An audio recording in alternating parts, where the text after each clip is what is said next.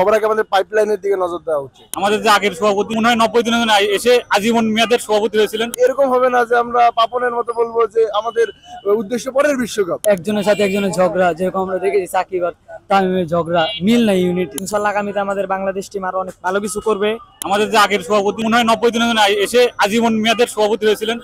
আমরা চাই যে এই কথাটা বা সংস্কৃতিটা দূর হোক। সবার আগে আমাদের পাইপলাইনের দিকে নজর দেওয়া উচিত, যে আমাদের একদম একদম যে স্কুল লেভেল থেকে শুরু করে যে একদম আস্তে আস্তে, যেমন আমরা যদি ভারতের দিকে বা অন্য যে কোনো দেশ ভালো যারা ক্রিকেট খেলে অস্ট্রেলিয়ার দিকে তাকাই, ওদের পাইপলাইনটা স্ট্রং। তো আমার অবশ্যই যে নতুন বিসিবি প্রেসিডেন্ট আসছে ওনার কাছে প্রত্যাশা থাকবে যে আমাদের যে পাইপলাইনটা আছে, ক্রিকেটিং যে পাইপলাইন, ওটা যদি স্ট্রং করে। সভাপতি যদি নতুন করে সাজায়, নতুন করে বাস্তবায়ন করে, তাদেরকে নতুন করে খেলার প্রতি করে, তাহলে যদি আশাবাদী, আমরা কিছুটা আশাবাদী হতে পারি।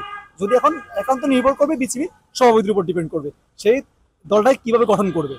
টিমের মধ্যে ইউনিটি ছিল না, একজনের সাথে একজনের ঝগড়া, যেরকম আমরা দেখেছি সাকিব আর তামিমের ঝগড়া, মিল নাই, ইউনিটি।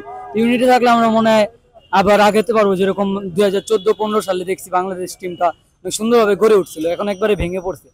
আর যারা যোগ্য ব্যক্তিকে বিসিবিতে স্থান দেওয়া হোক, বা আগের কমিটিতে দেখছি বেশিরভাগ যারা ছিল বেশিরভাগই অযোগ্য, আগের ক্যারিয়ার বা মেধা নেই বললেই চলে। আমরা চাই যে বর্তমানে যারা আসবে যোগ্য ব্যক্তিকে এখানে আনা হোক।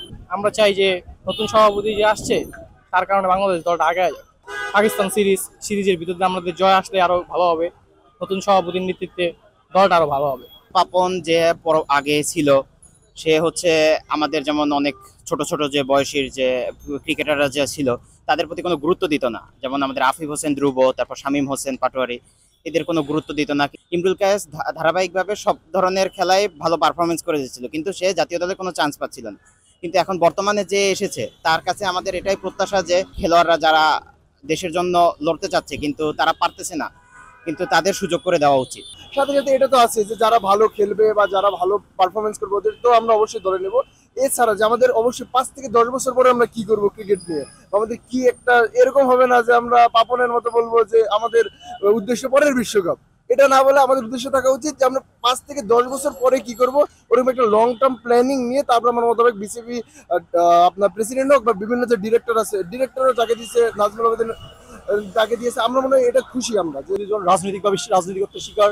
আবার কিছু কিছু হচ্ছে যে বিসিবির সভাপতির তাদের আন্ডারে ছিল, আমাদের যে মূল মেধা, কিছু কিছু ক্রিকেটারদের যে মেধা ছিল ওই মেধা অনুযায়ী তারা মূল্যায়ন পায় নাই।